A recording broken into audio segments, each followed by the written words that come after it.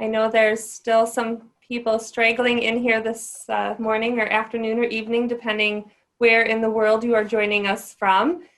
But I want to take this opportunity to welcome everyone to day 2 of the ARCH Virtual Respite Research Summit.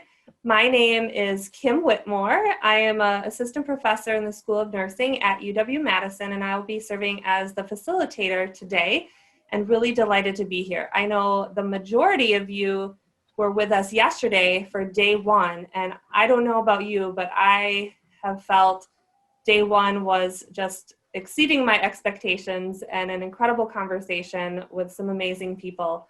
I want to take just a moment to highlight what I felt were some of the key takeaways and just a reminder of what we did on day 1 of the summit. So some things that stood out to me was some conversations around the importance of the quality of respite care and what are those essential ingredients in respite care that result in measurable improvements as aligned with the ARCH respite definition. We also heard a lot about the theme of person and family-centered respite, ensuring that our respite services are tailored to the unique needs of families, especially in different cultural contexts, and really thinking about how equity plays a role in different communities across different categories of diversity, from the family caregivers, the care recipients, and the respite providers that we work with at the program level and with our research. We also talked about how it is important to have a common definition of respite that accounts for the broad experiences, but also that it needs to be adaptable, and that COVID has really helped to redefine respite, and we need to do some continued exploration to learn and understand and advance respite in these new times. And we also talked about how we have a challenge with increasing the evidence base for respite and conducting high quality, rigorous respite-related research when there is this challenge related to funding and the barriers that exist with traditional research methodologies. In the words of the amazing Sue Peshin, we can't research what you don't fund. That was a statement that really stood out to me yesterday.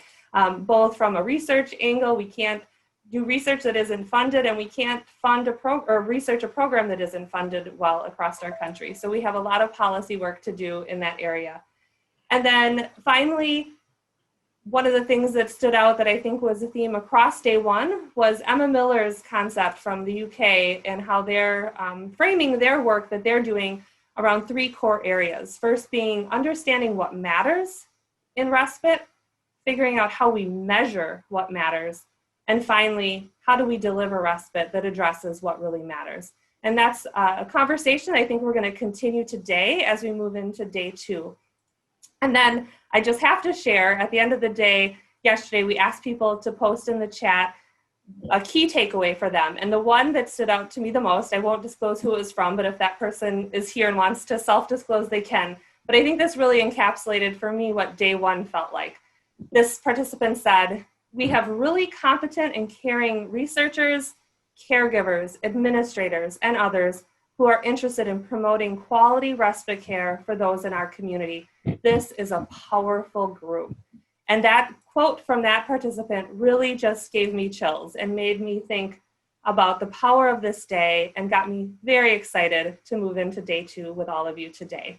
So before we begin and do some housekeeping and introduce our first speakers, I would love all of you to just take a moment to reflect with me today and just post in the chat one word that best describes how you're feeling after day 1 of the summit. If this is your first time joining us, if you weren't here on day 1, maybe share one word that you feel is encapsulating how you're feeling going into day 2. And it's great to see some of those posts coming in already, a lot of excitement, inspiration, energy, and hope. Wonderful. Thanks so much for sharing those thoughts with us today. Curious, I love that one. I'm curious as well. I think this is going to be a lot of learning on day 2 as well. Next slide. I want to take a moment just to, again, thank our summit supporters that are listed here on the slide. Without their support, we would not be here today and doing this important work to advance respite-related research. Next slide, please. I also want to acknowledge our summit planning team. I'm not going to read all their names. We went through their names yesterday, and you'll be interacting with each of these individuals today, but really want to take the opportunity to again thank this incredible dream team of a planning group that we have that has helped make this summit possible. Next slide, please. And listed on this slide are the summit objectives.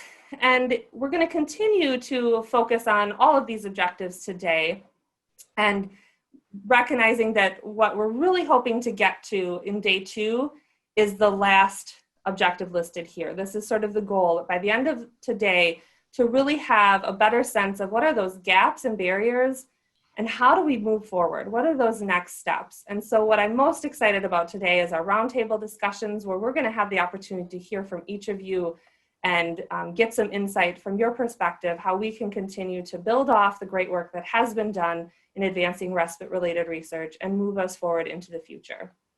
Next slide, please.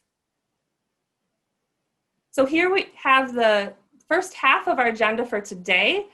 I will be transitioning after some additional recap and housekeeping items to an incredible presenter, Dr. Tiffany Washington, who's going to share some of her research that she's been involved with.